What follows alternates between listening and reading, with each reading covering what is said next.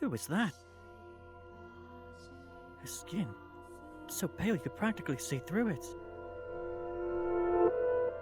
Is it that white because she was out in the cold rain? Her hair's white as snow and her eyes, they're like... how do I describe it? My vocabulary truly lacks for situations like this. They look like...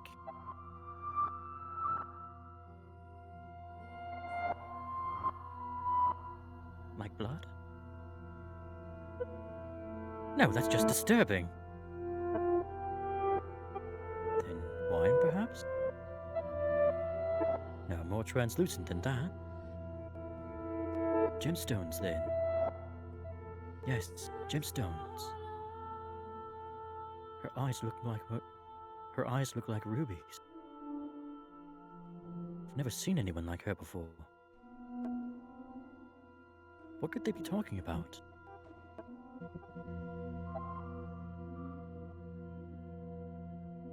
Rachel, maid. Mell's eyes were fixed on the peculiar young woman. She had glass-like skin, eyes that glimmered in the flickering candlelight, and snow-white hair that flowed like luxurious silk. But her lips were bluish-purple, her soft, delicate skin sullied with grime, her twinkling eyes pointed down at the floor, and her hair a disheveled mess. She was, even at a glance, clearly not a lady of means.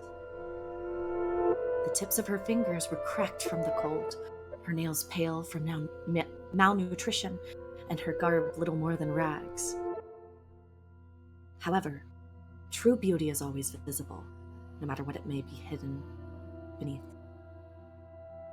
Even wrapped in a veil of insalubrity. Even if she thought herself hideous.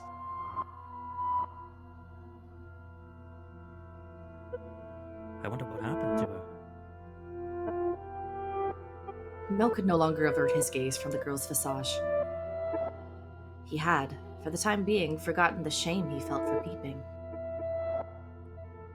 As he strained his ears to hear the conversation taking place inside, a sickly voice arose from the white-haired girl's purple lips. So feeble was the sound that a gentle breeze blowing through the room could carry it away. I apologize for the trouble. Think nothing of it. Give your apologies and thanks to the mistress. Understood.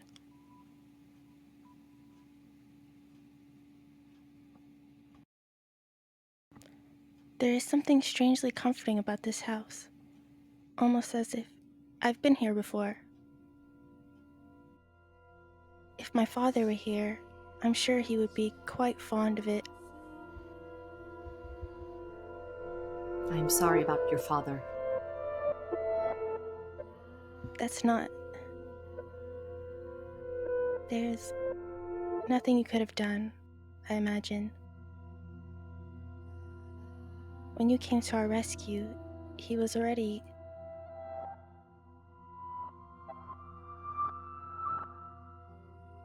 Rescue? Father? Was that perchance what the commotion was about? He stared intently, entranced by the scene unfolding beyond that door. A gaze can often signal one's presence to others more effectively than words. The white-haired girl could likely sense him there as well. She flicked her gem-like eyes upward.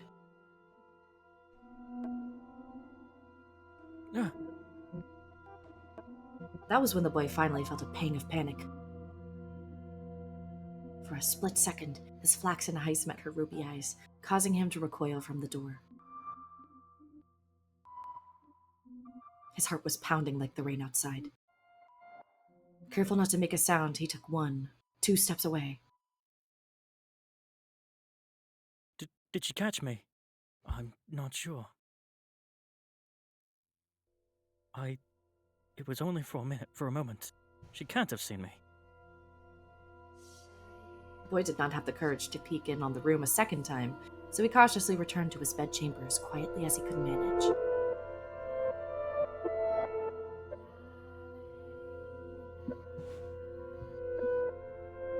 But even beneath his covers, he could not erase that girl's eyes from his memory. Her melancholic red irises, her voice, delicate as a glass sculpture, her pale, almost lifeless skin, pure white hair. Every singular detail kept him from banishing her image from his mind. Nor could he restrain his heavily pounding heart.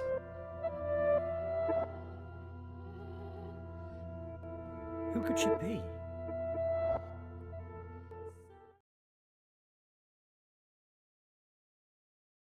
Is something the matter?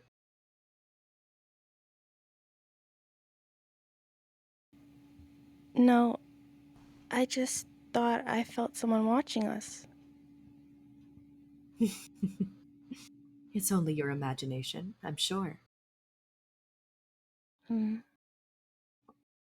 If not your imagination, then perhaps some unseen force was watching you. Unseen force? Are you familiar with how people refer to this mansion? Rose Manor. Yes, indeed. It is called Rose Manor because you can smell the sweet fragrance of the rose garden even at a great distance. But that is not what I meant.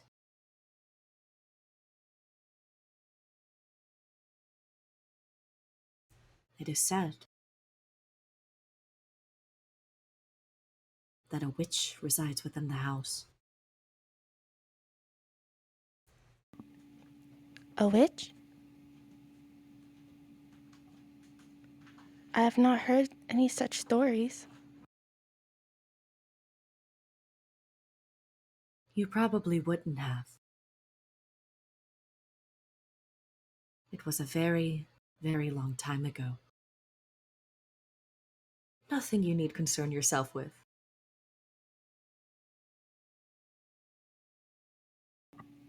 You have a peculiar presence about you. Should I consider that a compliment? It's getting late. You should get some rest. The room has already been set aside for you. But first, may I ask you one thing? Yes? I do not believe you have given me your name yet. My name is...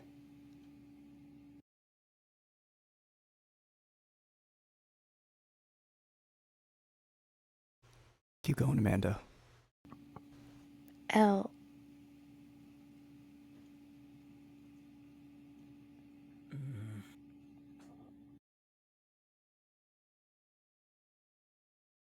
No. Nellie.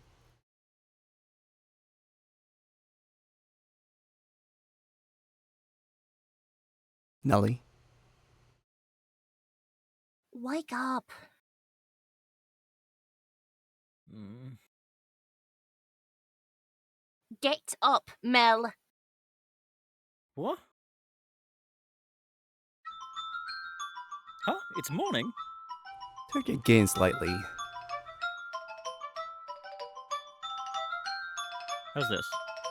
I think that's better. You disappoint me, dearest Mell. It's very much long since morning. I didn't see you at breakfast, so I came to find out what was the matter. I've really been sleeping that long. And Father is too lenient on you, dearest Mell. Oversleeping is hardly proper behavior for a firstborn son. I know. But before that, Yes, dearest Mell? What are you doing in here? You can't just go prancing into a boy's bedchamber. Leave that to the servants. I did send one for you. You're the one who refused to wake up. Besides, it's not like we're strangers. We used to sleep together all the time. That was a long time ago. Things are different now. Oh, you're overthinking it, silly. Now hurry up. Out of bed, sleepyhead. All right, I'm getting up. So you can see yourself out. Oh my, you look awful, dearest Mell. For someone who overslept, you look like you didn't get a wink last night. You think so? You didn't go out of town last night, did you? Naughty, naughty boy! I would never. You know that. You squeaked? Oh, I don't think I believe you. I didn't go out last night or anything. I'm tired because you had me playing cards until late, Nellie. Hey, we weren't playing for that long. Besides, look at me. I got up just fine. Anyway, shoo! I can't get dressed with you in here. Fine. I'm leaving. Phew. Oh, and I almost forgot, dearest Mell. What now? Come on. No need to be mean. I'm sure you'll be quite surprised by the news. Oh? At breakfast, which you missed, Father told us. Told you what?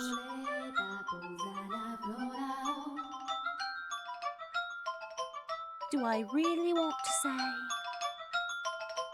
It sounds like you want me out of your room, dearest Mell. Please, Nellie.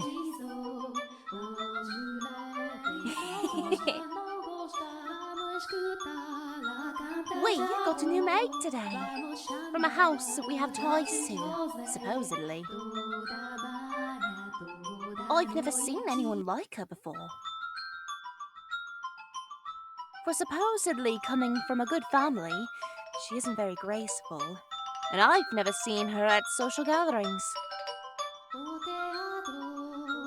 But that's not the surprising part. Does the maid... She's peculiar.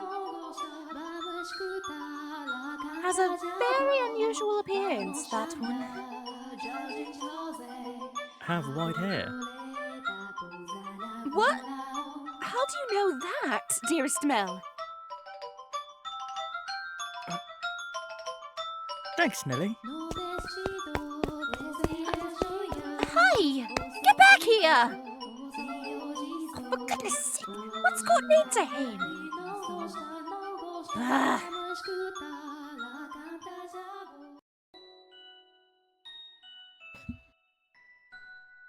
At the time, the majority of servants at the mansion were men. However, the ladies of the house all had Abigail, so there were several women servants, myself included. The maids, by and large, were selected from the daughters of other esteemed families. It was, you could say, a sort of training before they entered society. The girls would serve at houses even more powerful than their own. and the white-haired girl Mell saw the night before was one such maid. When he heard this, Mell could not sit still any longer. Oh, I didn't think this through, did I? I don't even know where she is. I'm guessing she's probably Mother's maid. Actually, turn up your gain a bit more, Josh. How's this? Better. White hair. Has to be the girl from last night. But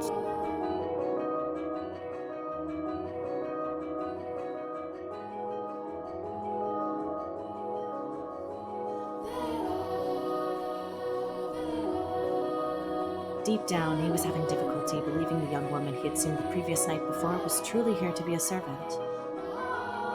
And can you blame him?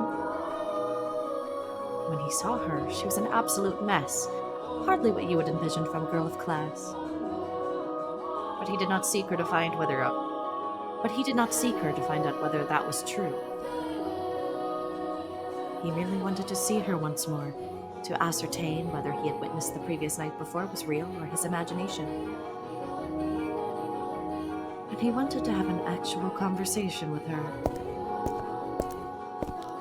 I don't want to run into Mother. That would be awkward. He was heading towards his mother's bedchamber, but the closer he drew, the heavier each step grew. He rounded a corner, debating whether or not to head back, and stopped in his tracks. On occasion, wishes do come true. When Mell turned the corner, he saw her, the same girl, that same white hair. Ah, She appeared to be cleaning the hallway. She traced along the wooden carvings lining the walls, making certain not to miss even a speck of dust. The girl wore a pristine dress, the uniform of the mansion's Abigails. There was no longer any filth. There was no longer any filth to obscure her beauty. All that had covered her pure white hair and glass-like skin was no longer. The one thing that had not changed was her listless, ruby eyes. pardon me. Hearing his footsteps, the young woman raised her head. She caught Mell's gaze and for a brief moment merely blinked at him in silence. Lord Mell, yes? Your father informed me of you. Did he? I guess I don't need to introduce myself then. I believe she made an attempt to smile, though it was difficult to tell, and she quickly dropped her gaze back to the floor. Flax and ruby met only for the briefest moment. She seemed to be looking at someone and no one at all. Everyone here truly has the most beautiful color of hair. Did you have business with the mistress, Lord Mell? I can let her know, if you would like. No, I was looking for you. For me? Mell felt as though all the blood in his body had begun to flow backwards. He could not effectively describe the sensation, but in a word, it resembled panic. On his way to find her, Mell had come up with a number of subjects he wanted to talk about, and he generally had a little trouble speaking with others. He'd had less experience interacting with women, this was true, but the time he had spent around Nellie had kept him from stumbling too much. Until then. Yes, for you. Why would you be looking for me, Lord Mell? I was wondering how you were doing. Pardon? I'm quite fine. Good, that's great to hear. You fool, Mell, what are you even saying?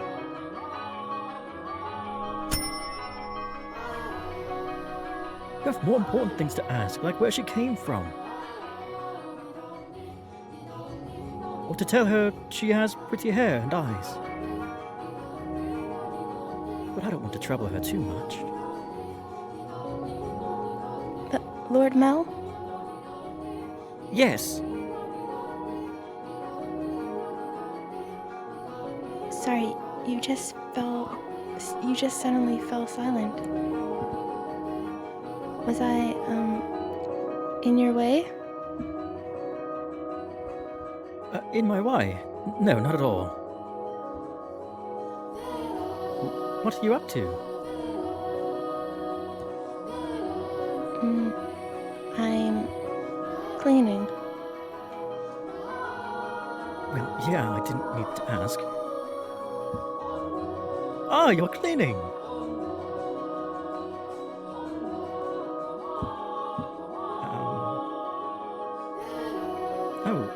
You can just let the other servants take care of the cleaning. You're one of the noble's daughters we took in, right? Then why is Mother making... No, I'm doing this because I want to. The mistress appeared to be busy, and I could simply not be idle. But... I enjoy cleaning. Well, if you say so. Say, yesterday... This mansion is truly a thing of beauty.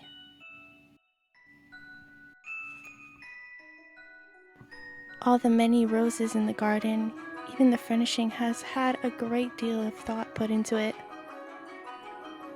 This family must have a wonderful sense of aesthetic. Oh, yeah, thanks. Did she just change the subject on me? I'm delighted to have been given the opportunity to serve at such a magnificent house.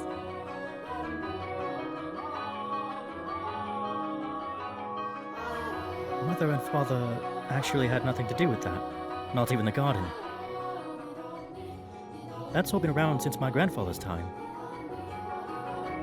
This mansion was a complete wreck when he bought it. Oh, was it? Yeah. Frankly, I'm surprised he actually paid money for it. The chandelier in the foyer was shattered and only half attached to the ceiling. Most of the decorations on the walls were broken. I can hardly imagine. This is a marvelous, impressive house. I'm sure he'd be flattered to hear that. My grandfather was a bit of an eccentric. He liked to do things people didn't expect just to watch the looks of surprise on their faces. He was the kind of man who would buy a mansion that was beyond repair just to give it a completely new life. Everyone who had seen the property before it was renovated was astonished. They regretted not taking the opportunity themselves, seeing the transformation it underwent.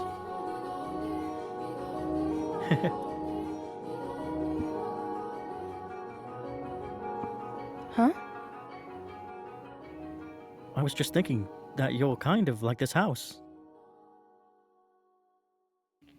What do you mean by that? I mean, when you first arrived. Oh, no, never mind. Forget it. She'll figure out you were peeping on her, stupid. She hasn't yet, has she? Yes? It's nothing. The more I think about it, you and the mansion aren't really comparable. Oh? The truth is, being a rundown mess isn't the only reason nobody wanted to buy the house. They say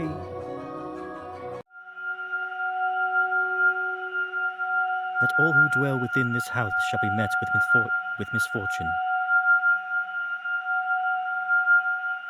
Do you believe it?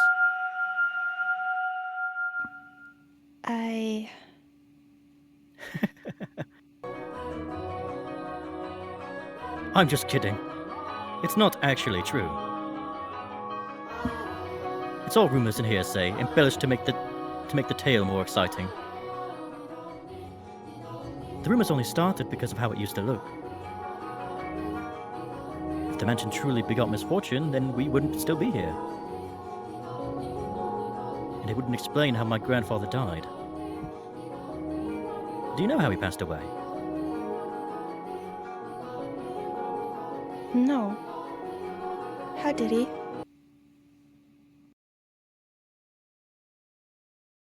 Inside a lovely lady. What?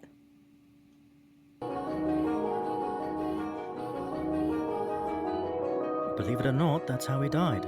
Together with a young, beautiful woman.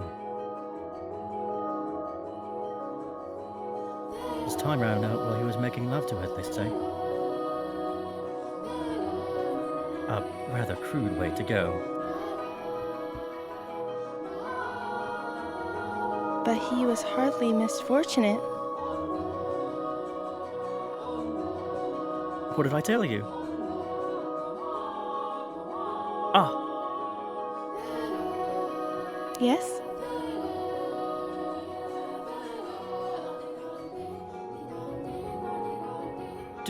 just you know, I promised I didn't inherit my grandfather's propensity for such base behavior. A bit more of a panic, Josh. Just you know, I promised I didn't inherit my grandfather's propensity for such behavior. Good. I am pure of body and spirit, dedicated wholly to my studies, so...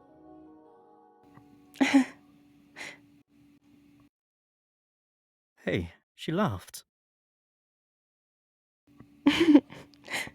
My apologies. No, it's fine. Anyway, we were talking about the mansion, right? I've always thought that it was kind of a strange place myself. That dress you're wearing, it was found here after my grandfather bought it.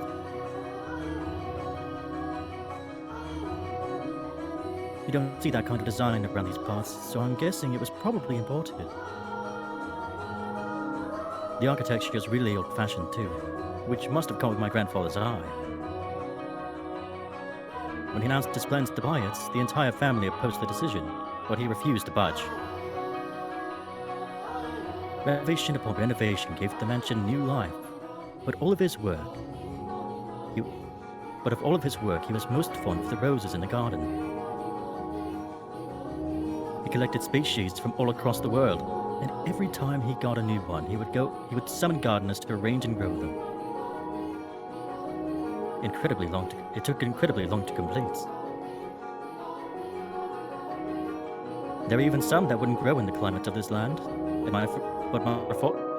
my grandfather refused to give in. He truly loved roses. Me, I don't really get how someone could be so impassioned about them.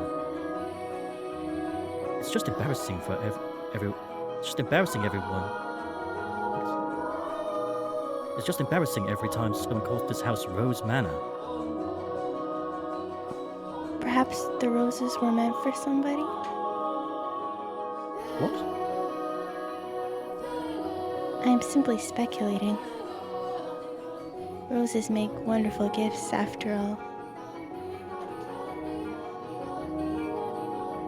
Indeed they do. If you like roses as much as Nellie, then you're welcome to go see them for yourself.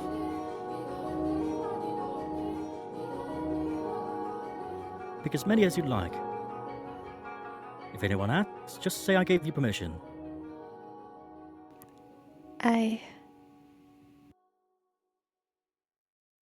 Don't be shy. I'm sure it'll get tiring if all you do is work. No, I'm, sensitive to sunlight. Oh, that's unusual. Perhaps that explains why you're so pale. I had no idea. It sounds rough. And your skin's so pretty, too. You don't seem terribly surprised. Oh, no, I'm very much surprised. Or would you have preferred a more dramatic response? No, I expect you to find it disturbing. I'm sensitive to sunlight and can hardly spend any time outside.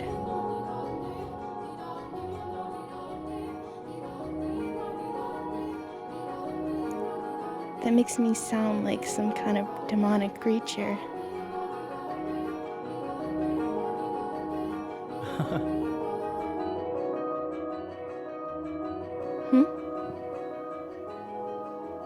Oh, you worry too much. There's not a monster in the world as sweet as you.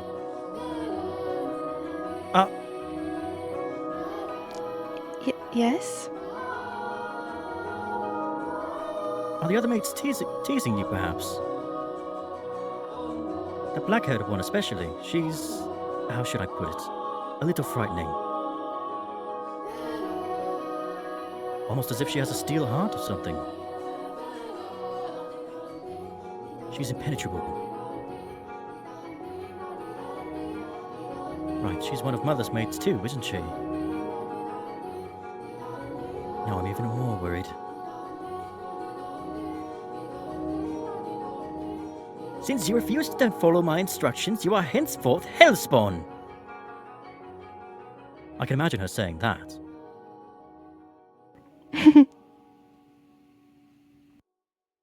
Oh, and again. I'm very sorry. No need to apologize. In fact, I'd wish you'd laugh more.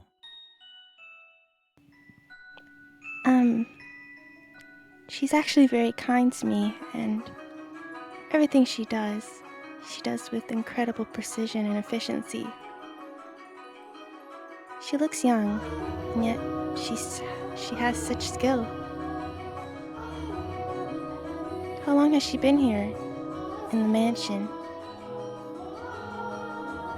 Actually, she's been here for quite some time, but I don't know exactly how long. No one knows how old she is. It's kind of creepy.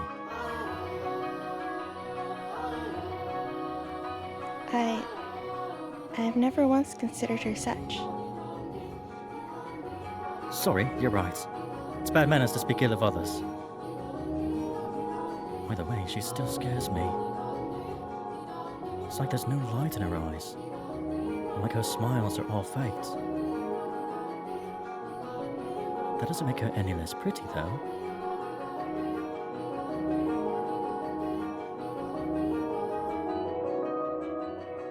The conversation died. I have to think of something I have to think of something else to think about.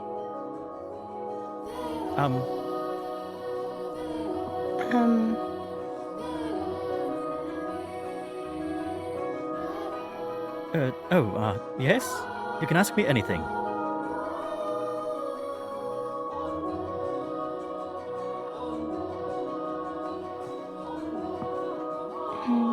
Does the master, your father, Lord Mell, often retire from the mansion? I have not seen him around. Oh, yeah. Father frequently returns home. This mansion is actually our secondary house. Why do you ask, though? I was just curious. Nothing more. Oh.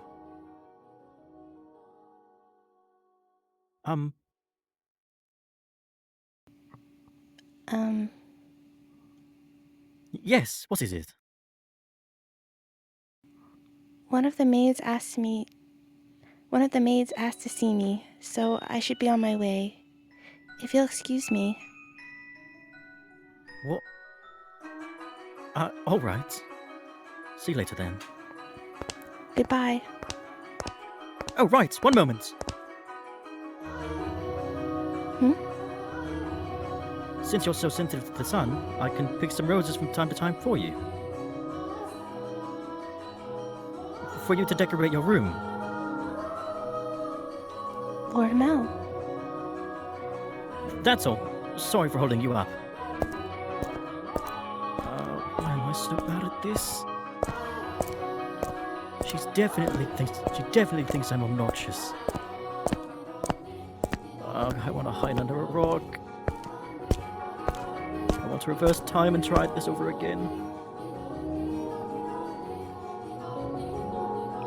Roses are not becoming of me. He's too kind. Historia continua.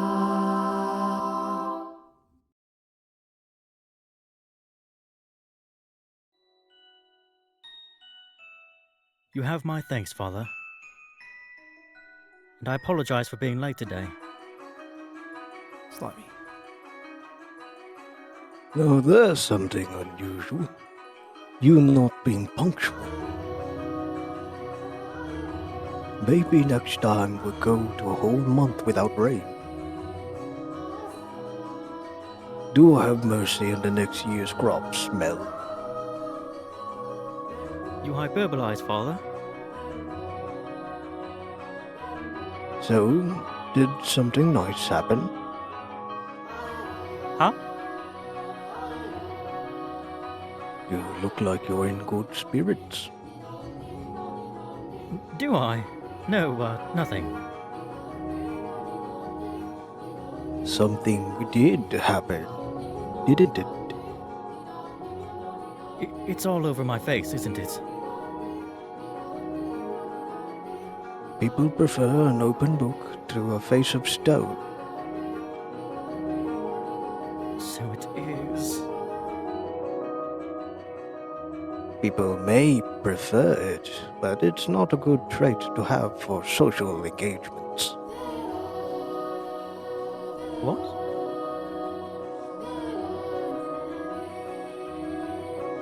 Not the kind of engagements you'll be having, anyway.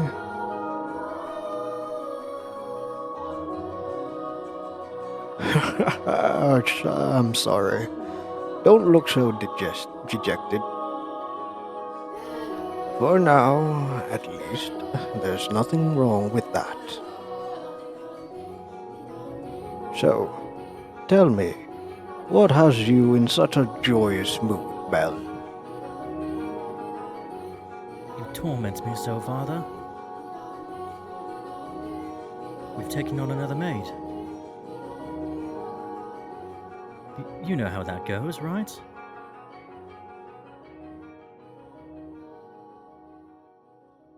Someone new comes and things get lively for a while. All the excitement has gotten to me, that's all.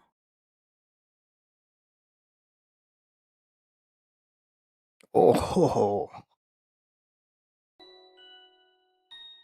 Why are you looking at me like that? no reason, no reason. So, what family does the little lady come from?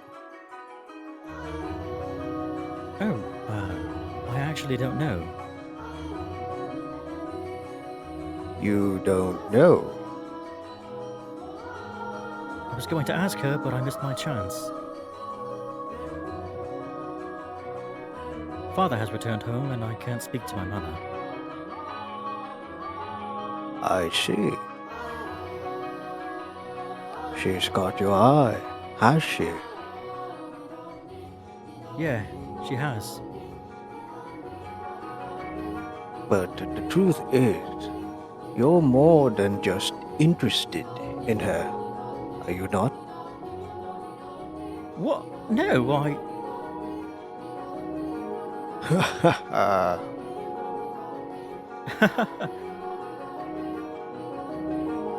You truly do enjoy tormenting me. Well, I should be getting home now. Mell, Yes? make certain you find out where she's from. If you're genuinely interested in her,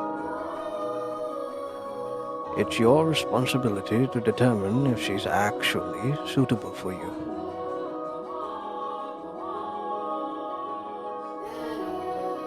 Thank you.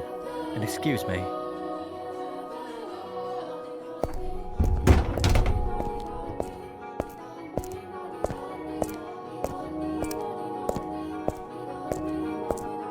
It doesn't matter if she's from an esteemed family or not.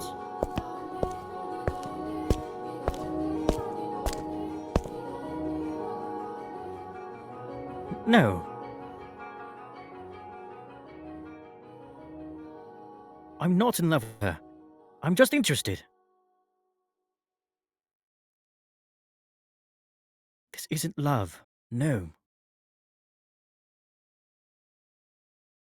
It couldn't be.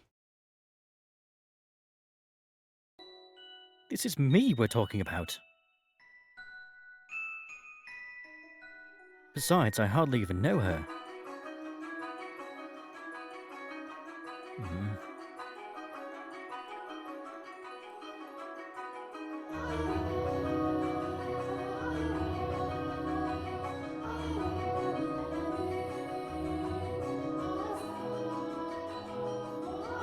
Oh, right.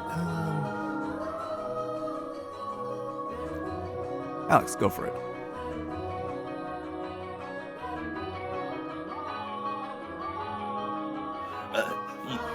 Young sire, blessed young sire, alms for the poor.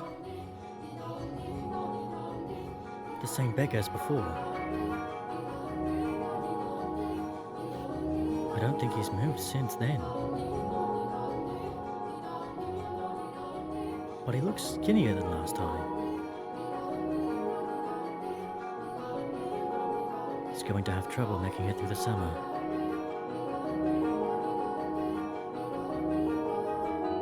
I should give him something while I still have the chance.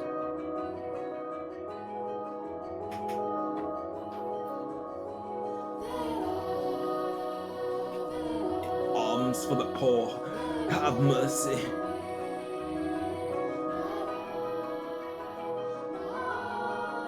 Sorry, but this is all I have to give you. Thank you very much.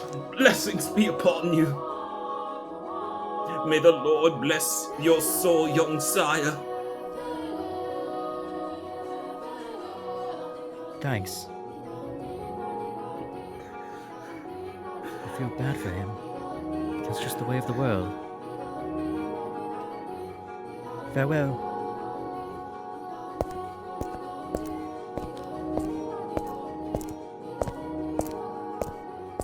The skies are really clear.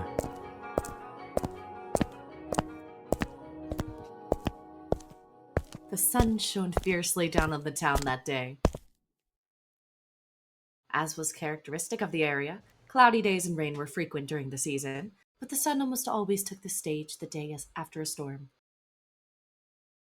The cathedral standing tall in the center of town, the stone-paved streets clacking with the pleasant sound of footsteps, the people peering out from beneath awnings to look up at the sky. In Mell's eyes, it was as if they were all blessed by a divine light. However, not everyone living in the same land was equally blessed. In fact, the blessed were far outnumbered by the forsaken, even if their time would later come to be referred to as the Golden Age.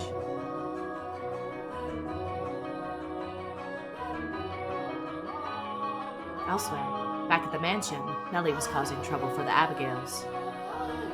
On a whim, she had decided to redecorate her bedchamber, So she gathered the maids and put them to work, shouting orders and demands and complaints.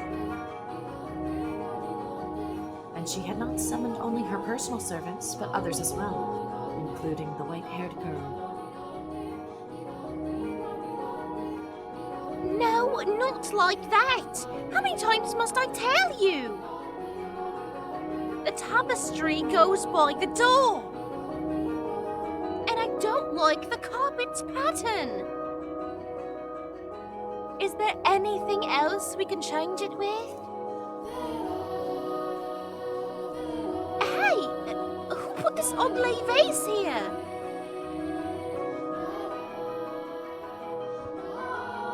Nellie appeared to be rather irritated, and it was the servants who bore the brunt of her frustration.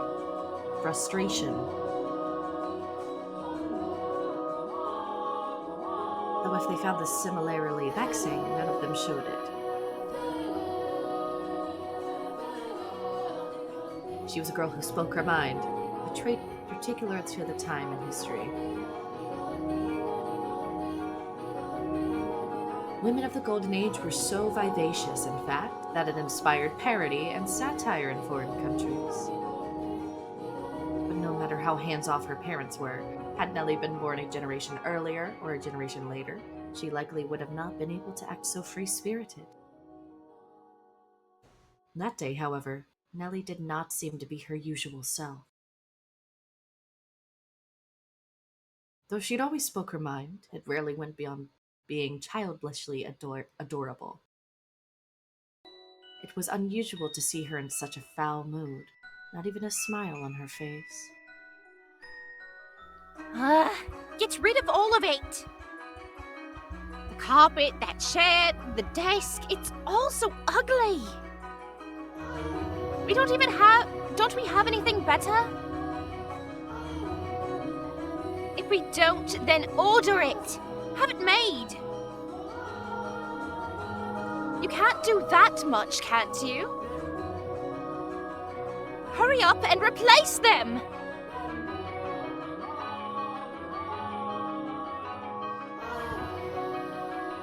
Having only arrived that morning, the white-haired girl was unsure what she was supposed to be doing, caught in the middle of a flurry of maids and furniture and fabric.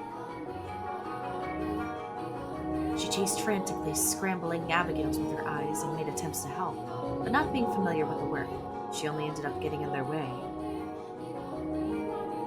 She probably felt that everyone would be better off with her not in the room. So when the maids ordered to get new furniture made their way out of Nellie's room, she attempted to follow them. You, hold on a second. Yes, you, with the white hair. However, Nellie stopped her before she could take her leave. What? The white-haired girl turned back, bewildered, finding Nellie smiling at her. The corners of her mouth turned up in a self-assured grin. There was no trace of timidity or uncertainty in her demeanor. Her flaxen eyes seemed like they would look nice under the light of the sun. Almost the exact opposite of the white-haired girl. I wanted to talk to you, actually. But Mother never was one to share. I asked her to trade maids, but she wouldn't have it. Trade? You mean for... Which is why I decided to completely redecorate my room, because then I would need some extra hands. But why?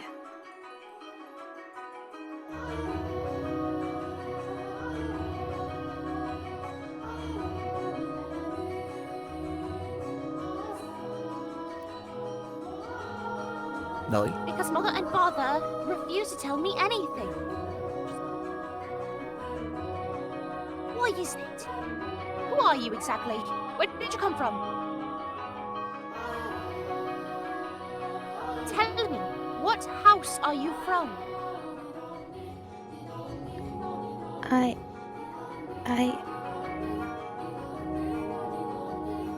Why can't you tell me? If we took you in, you must be from a fairly decent family.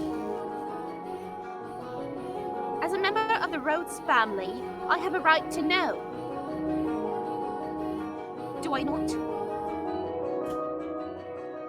You can't expect me to welcome a girl into my home who won't even tell me where she came from. I don't know anything about you. I haven't seen you at any parties. I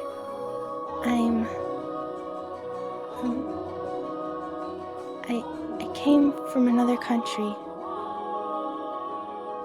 Another country? What country? Somewhere very, very far away. Oh?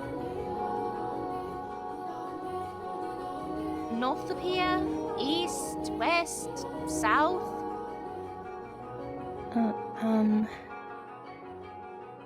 South. It's south of here. I crossed the sea to get here, which is why we have never met before. How far did you have to travel then? How many times did the sun rise? And how many stormy nights did you face? Innumerable days and nights we sailed, heading even further north. How?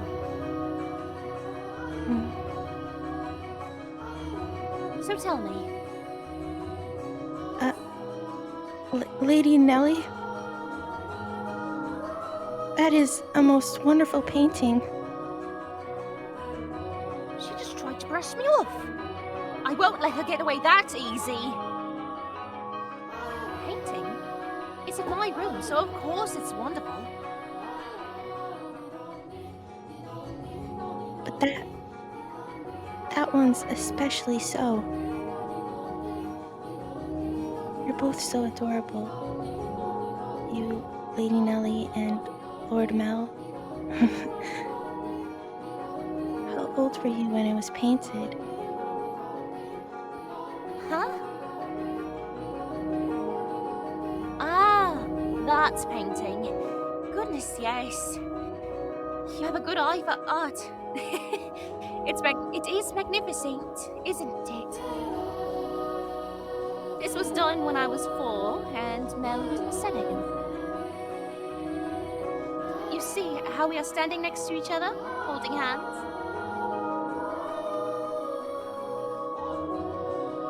I was too young to remember it very well, but Mell looks like he was really embarrassed. But standing there like statues makes for a boring painting. Nellie explained brightly. Having completely forgotten she was pressed up against the white-haired girl, she did a little twirl, stopping to face the portrait. Though many paintings lined the walls of her room, Nellie was most fond of the one of her and her brother. 2 darling siblings standing side by side, the older brother smiling kindly and the younger sister sweetly tilting her head, her cheeks the color of fresh-picked apples. It was like the very embodiment of their happiness. A painting lays its subjects bare, you know. Fortune and misfortune, happiness and sorrow, enshrined on canvas for all to see. And this reflection is not merely limited to the point in time it was made, either. Did you know, Master, that paintings are alive? They are drawn with a brush over an extended stretch of time, unlike photographs, which capture a single moment. The 2 have their own individual merits, but a photograph is still when the painting moves. Portraits reveal both the past and the present state of those they depict.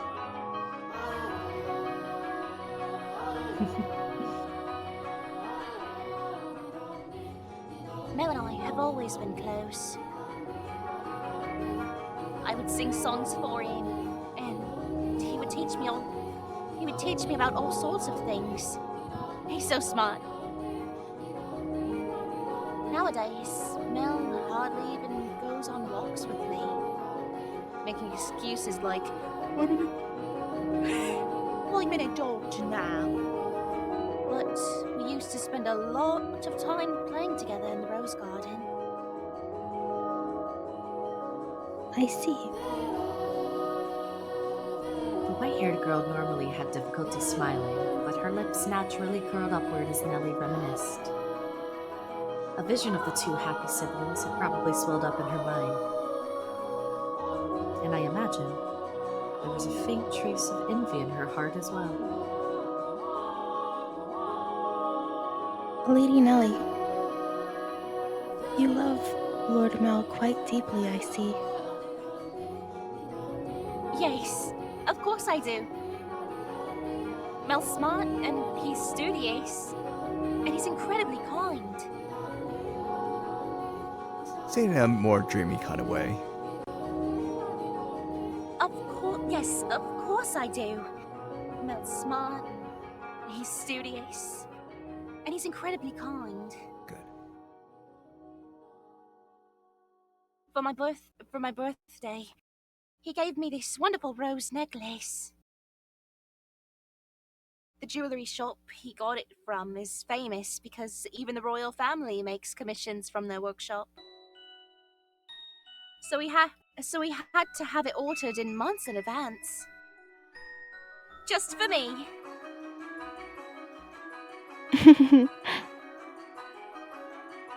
He's a prince. Oh?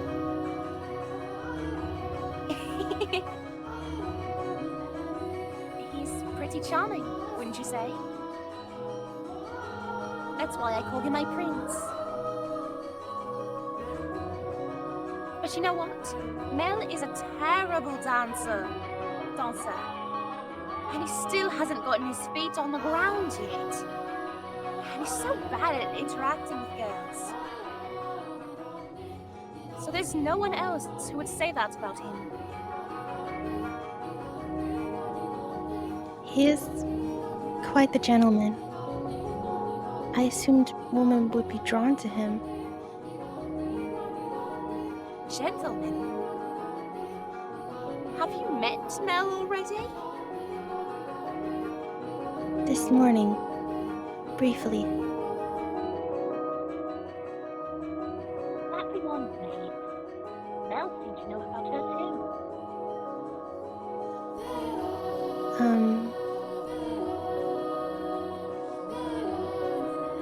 What do you think about Mell?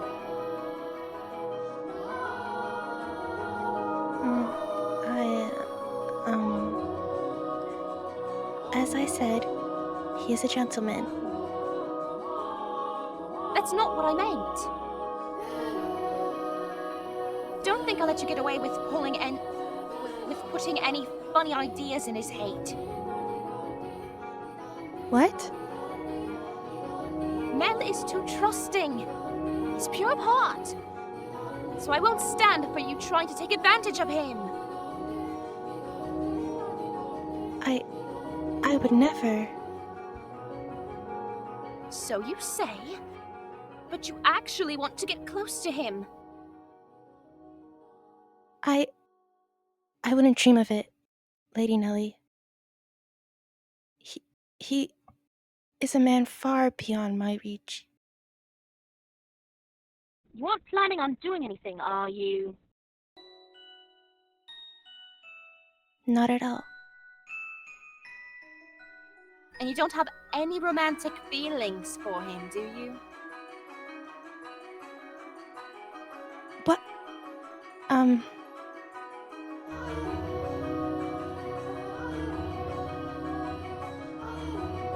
Well, do you? More aggressive with that do you part.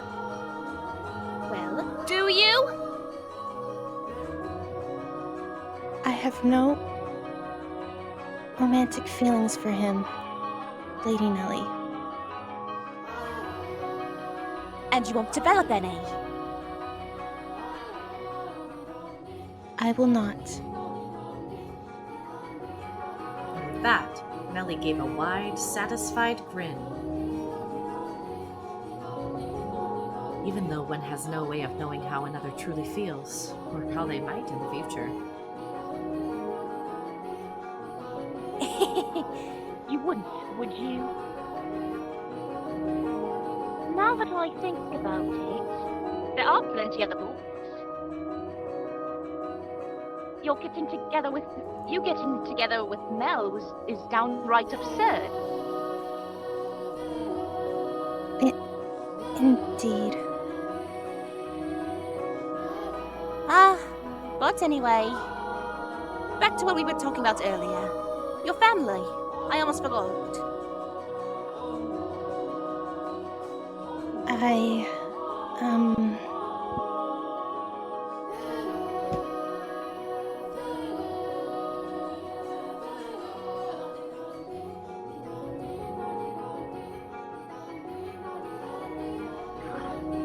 You haven't told me exactly where you're from, or anything about your...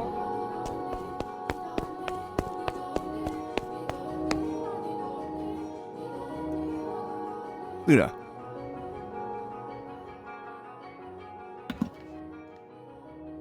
Lady Nellie, I've brought a new carpet. Just look at the embroidery.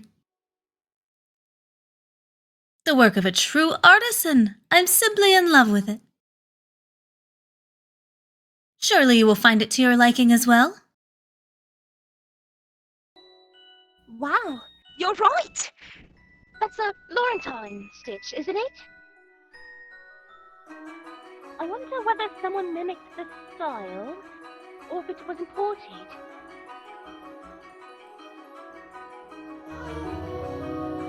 Either way, a great find. Let's hurry up and get it laid out. Oh, and we'll have to see how the colors go with everything else. We have to finish redecorating quickly so I can show Mell. He'll be so surprised. I wonder what wonderful taste you have, Nellie.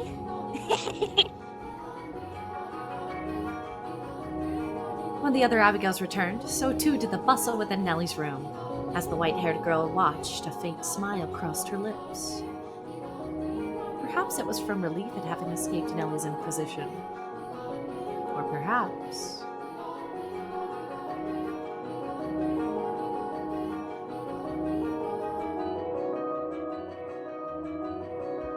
Ah, Nellie, I'm back.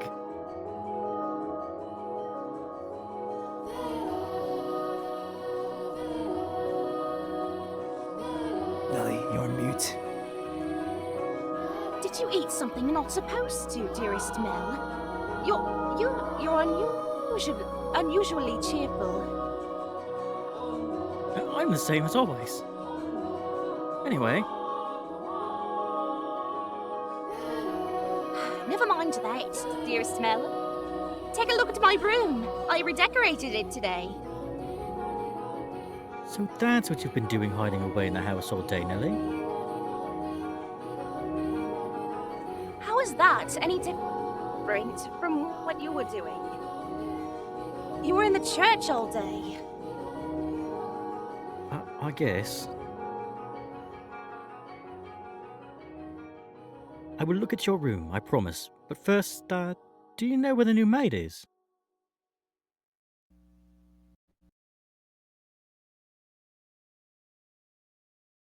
Now, don't get any strange ideas. I just haven't had the chance to introduce myself, and I thought I should, as a member of the family. Except you have, and I know it. Being the eldest son, it would be shameful if she were to pass me in the halls and not know who I am. So... Don't ask me. What? But you were in the house all day. She attends to Mother, so why would I know where she is? Though she did help me redecorate my room. You made her help? That works for the men servants. There was no reason to make the maids do it.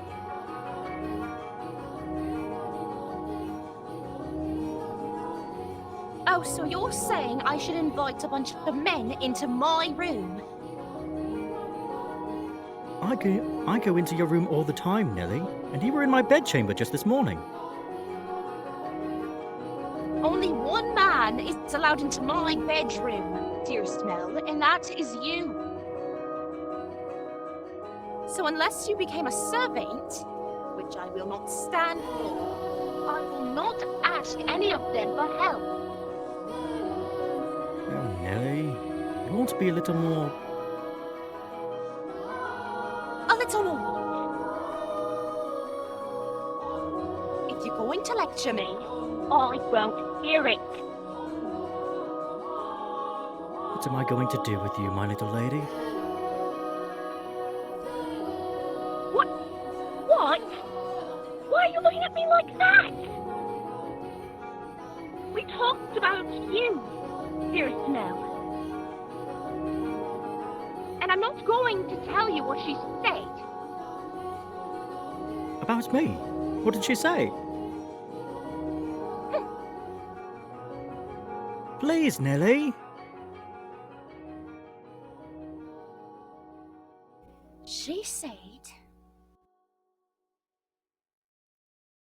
She says she has no romantic interest in you. What?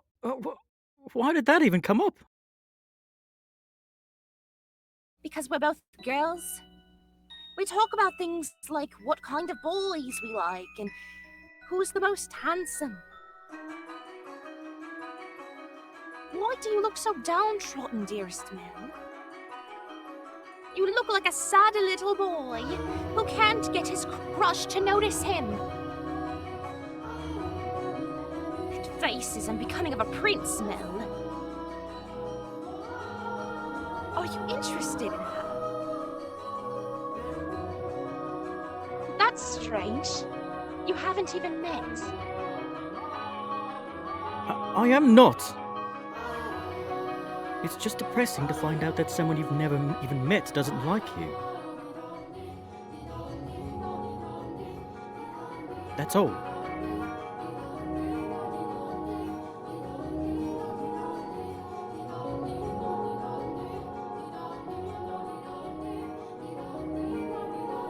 If I'm going to make my move, I must do it soon. I don't have much time. The master of the house isn't around, so next in line would be him. That painting. Historia continua.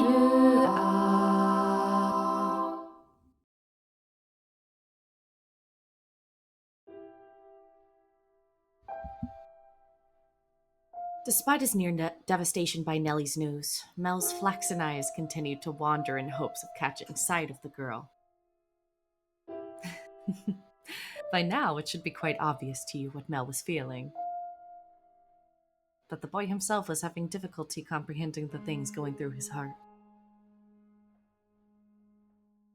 Emotionally, he was horribly unstable, like a ship without a sail. And still, every time he spotted the white-haired girl, his heart would leap, his whole body jitter with anxiety and excitement. He had never felt anything like this before, and as such, he struggled to keep these strange emotions in check. Whenever he saw an opportunity, Mell would speak to the white-haired girl. In days he was unable to, he either spent in secluded silence or a distracted daze. Love is a curious thing. It has the power to change those who experience it. he did manage to approach her, he tripped over his tongue. Again and again he talked to her, and again he stumbled. I imagine, if you were to take him to see a romance at the theater in his present state, he would cry just as much as little Nellie. We cry at tragedies because we draw parallels with our own lives. At least, that is what I think. Great tales of romance attain true gravity with the audience only when they are personally familiar with love. In any event, the white-haired girl was, as a result of this, visibly perturbed. She was delighted that he was being so kind to her, but confusion overpowered every other emotion. She appeared to be at a loss for what to do as he clumsily catapulted words and stares at her. But Mell did not back down, though he probably knew not what caused such fiery emotion to erupt from within his breast. One's first love, in particular, tends to burn like a wildfire. Are you familiar with the sensation, Master? Oh?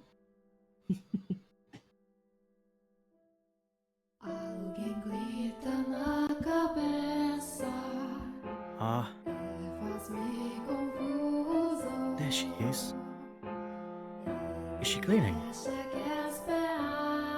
No, it looks more like she's reading. It's now or never.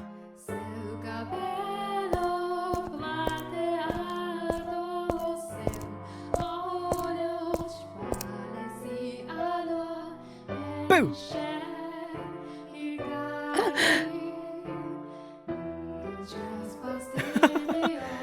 Sorry, I didn't mean to scare you. Lord Mell. You very clearly meant to scare me. Because you just wouldn't notice me. What are you reading? You looked pretty engrossed. Oh, I'm sorry. I should have asked for permission. It's fine, no need to apologize. Feel free to read whatever you want. And you're welcome to bring books back to your room if you'd like to spend more time with them. But I was just amazed that the mansion had a library. It must have been a lot of work to collect all these books. These are some pretty old books here, too. Your grandfather's? Some that he collected, and some even older than that. Take a look at this. I think it's a diary, but it's not from this country. Or this century, for that matter. Maybe a feudal lord? Here he's even complaining about the quality of the harvest. Can't this forsaken land only produce over-sour grapes? If only the largest of the... Barney? Or maybe Barnia? If only the largest of the Barnia estates were mine instead. The land there is much more suitable to cultivation. There you have it. You can read this, Lord Mell? More or less. I've looked over it several times already, and that wasn't too difficult.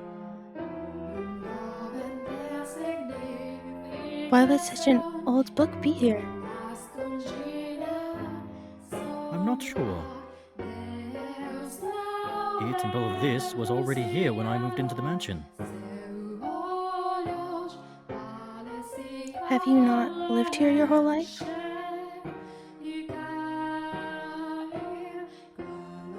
I was born at our estate. But to me and Nellie, this is more like our home. We moved when I was still young, and we've lived here ever since.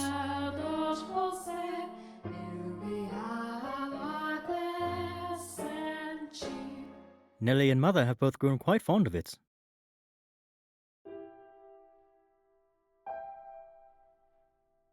Father, though, often goes back to the house because he doesn't like all the roses. By himself? Yeah. Well, sometimes Mother comes with him. But for the most part, he goes alone.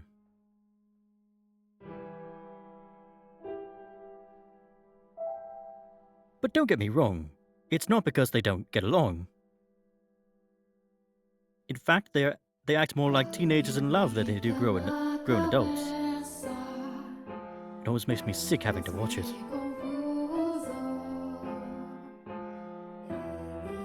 It is a wonderful thing to be so close, no matter how old they may be. True, but still. There are those in the world who cannot be with the ones they care for, as much as they wish. I'm sorry about that. Oh, that's right. The book. What were you reading? I, wasn't exactly reading. I do not enjoy reading lots of text, so I was looking at the pictures. Is that so?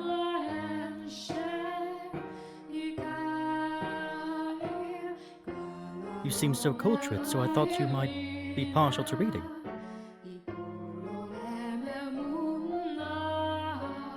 Perhaps you're more like Nellie and eschew your studies?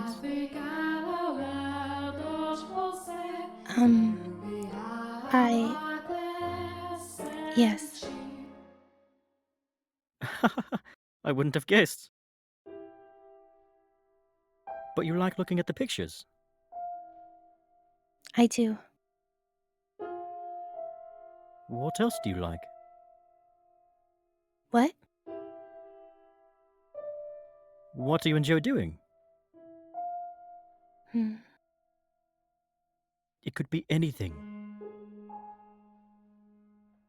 I enjoy being told stories. Stories? Yes. When I was young, my father would tell me tales. What kinds of stories did you like? There was one about an imprisoned girl. Tell it to me.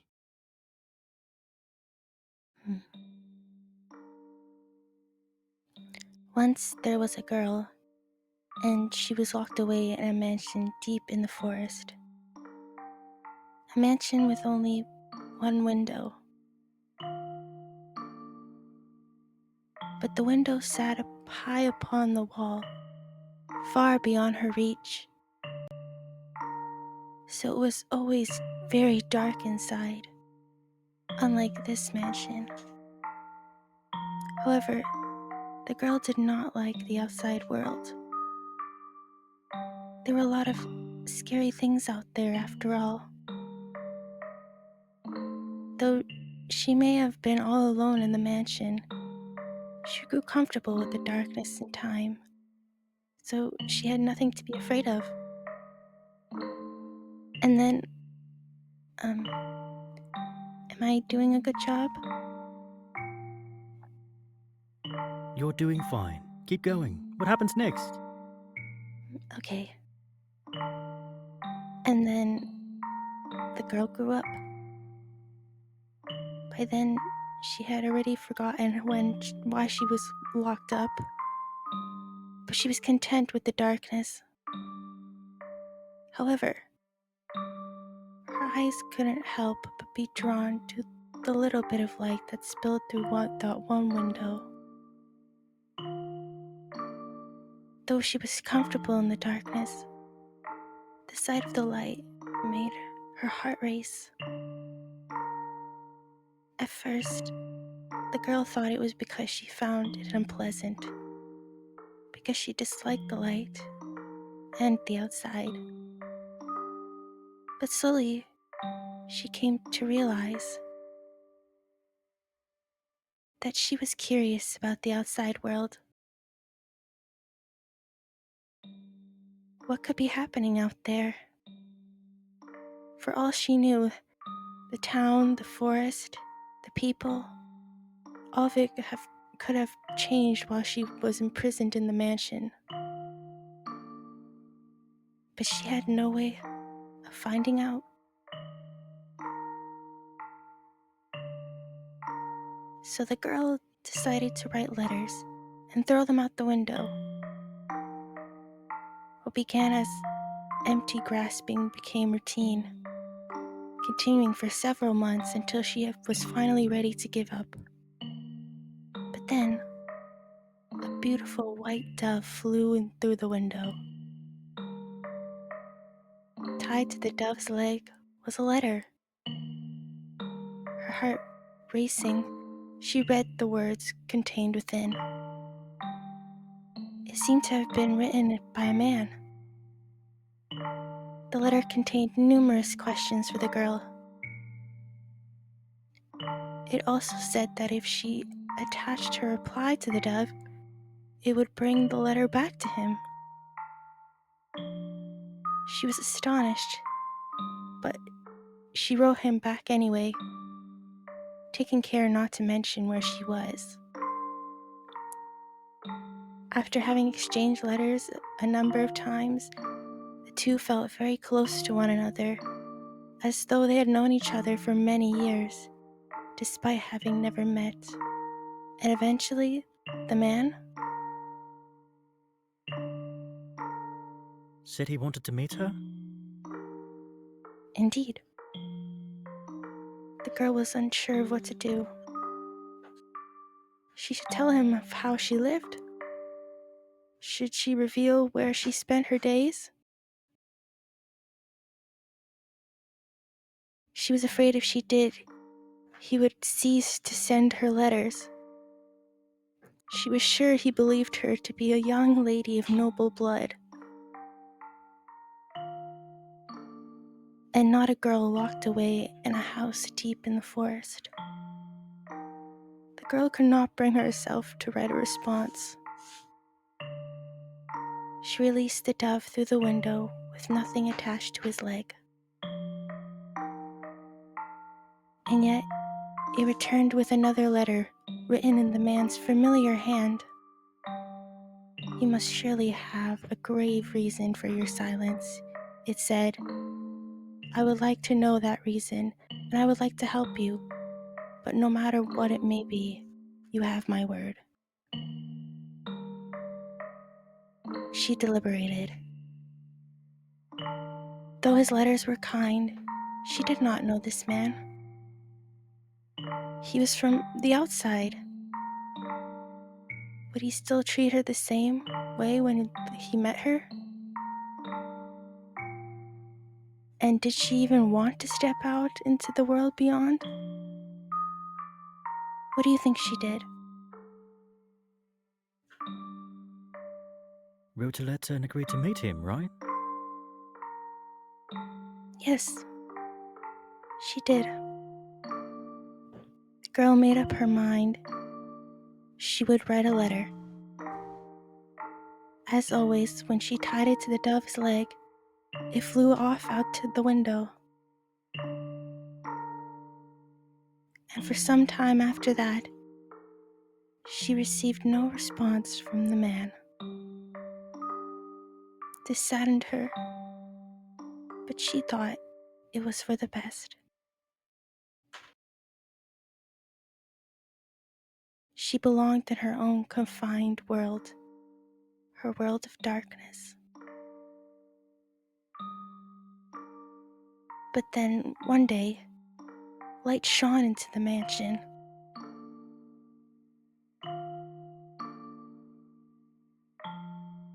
The sealed door had been opened In the doorway stood a handsome young man.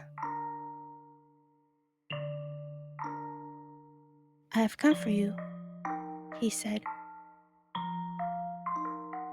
The man was a prince from a neighboring kingdom. When the girl stepped outside, before her sat a magnificent carriage, the likes of which she had never seen before, accompanied by many servants. The prince, kind as in the letters, swore his love to her. And the two lived happily ever after.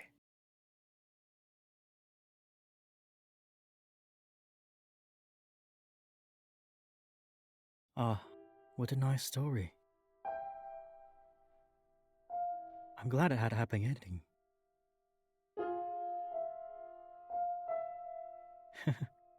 A prince. Was there something funny about the story?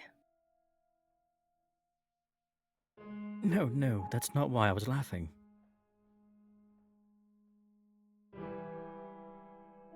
Do you ever imagine what it would be like if a prince showed up for you? Huh? It doesn't have to be a real prince, even just someone like one. Is that something you dream about? Oh, no. I think I'm perhaps a little too old for that. You think so? Nellie still fantasizes about her prince, and she's 14. I just assumed all girls were the same.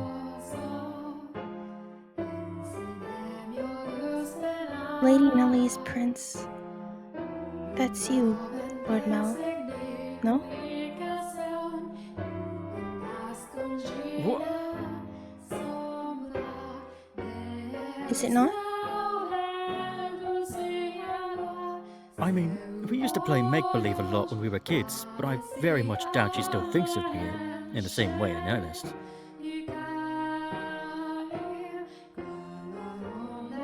When she calls me her prince now, it's mostly in jest.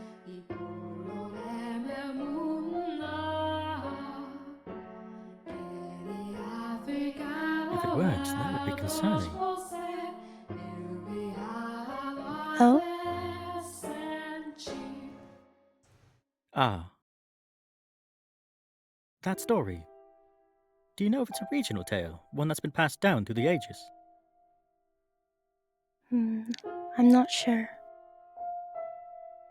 Could very well be one of my father's own creation. You might think me conceited, but I think the story might be about me. The girl trapped in the mansion is you. You haven't been locked up anywhere before, have you? No. Thankfully. I've never been locked up before. Thank goodness. But with an appearance like mine, I can sympathize with her being afraid of the outside world. I have, at times, imagined how wonderful life would be if it were only me and my father.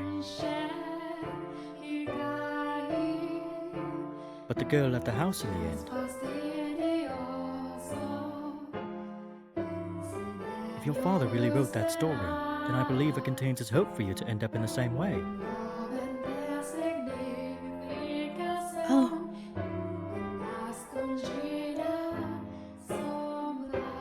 I don't have what it takes to be a real prince and whisk you away, but I can at least pretend. So if it was your father's wish for you to see the outside world, then surely there's nothing wrong with you getting out and experiencing all the scenery that the world has to offer. I want to see the outside too. Or to be more specific, other countries. So, if you'd like, we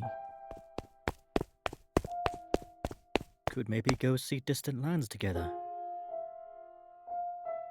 Ah, dear Mell. I've been looking all over for you. Nellie!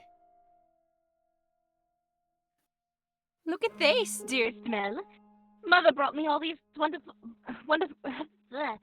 Mother brought me these wonderful gloves to wear on walks.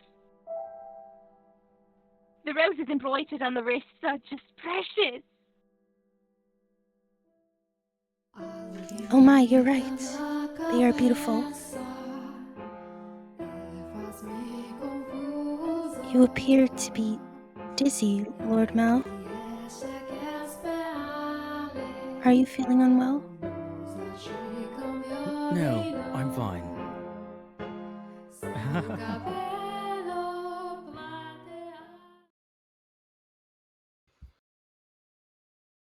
Mell was feeling frustrated at his inability to convey his feelings to her. And as his frustration built up over time, he developed, I suppose you could call it a severe case of love sickness.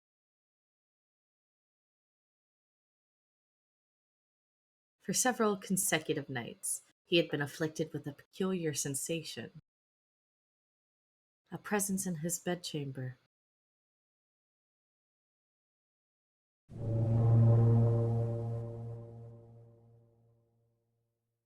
Joanne. Death. Death to the unholy one.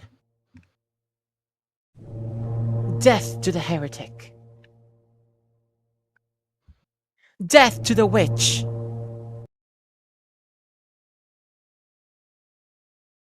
Kill!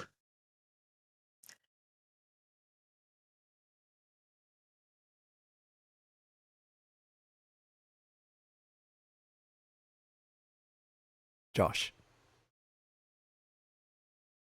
Jeez. Why? I never wanted her to die. Was she not eating?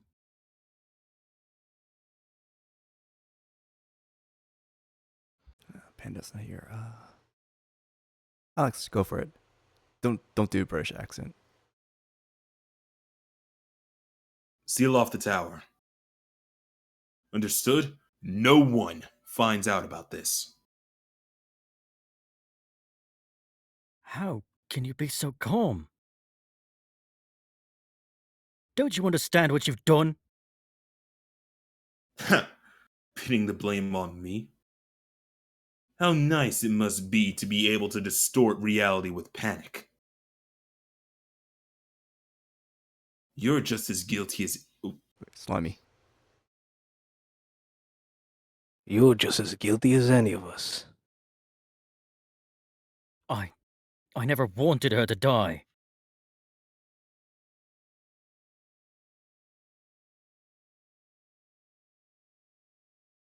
The witch killed her.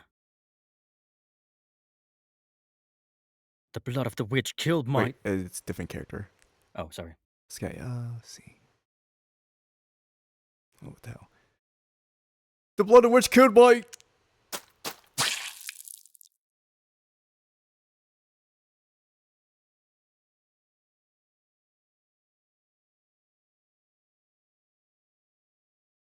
Ha!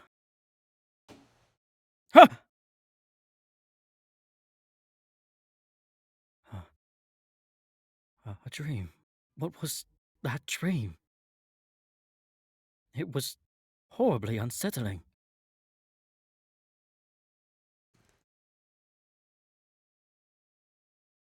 I was holding someone. A girl I cared for dearly in my arms, and she was limp. It was almost as if she were dead. Been having a lot of really unpleasant dreams lately. I can't stop shaking. Why would I have such a dream? I feel sick. Back to sleep.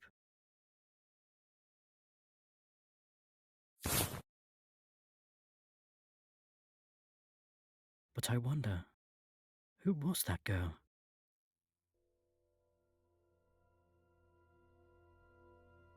Huh? I can sense someone standing beyond my door.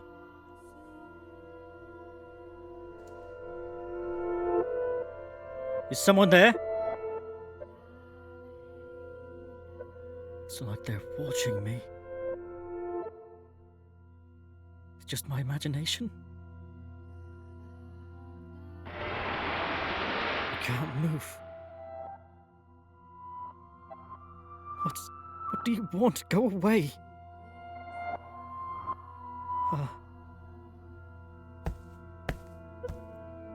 The sound is growing fainter.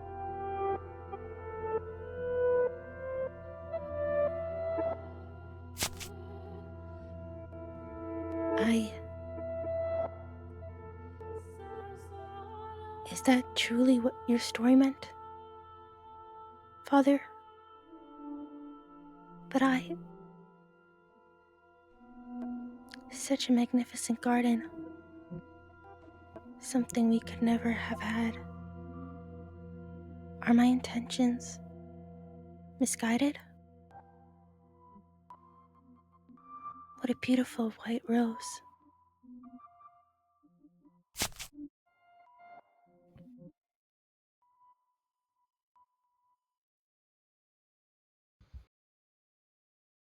You know, you could have sneaked into his room rather easily then. No one was watching.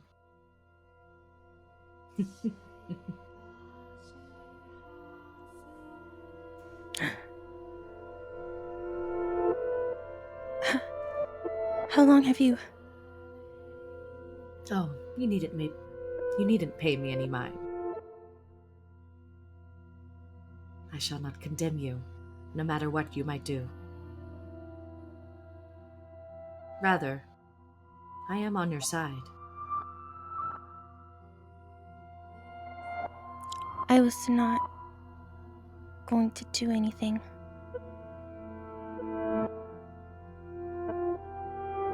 Oh, is that so?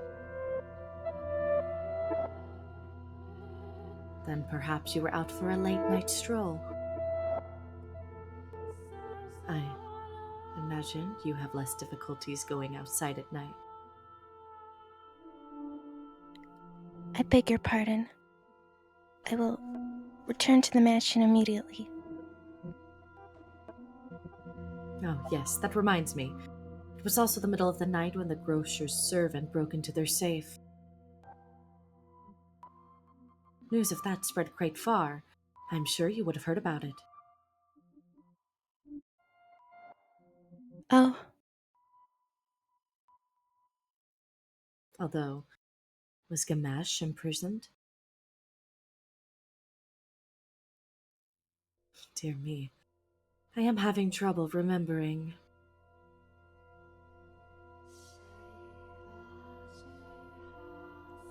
But worry not. If you wish for it, the mansion shall provide. You are in no danger whatsoever of getting caught.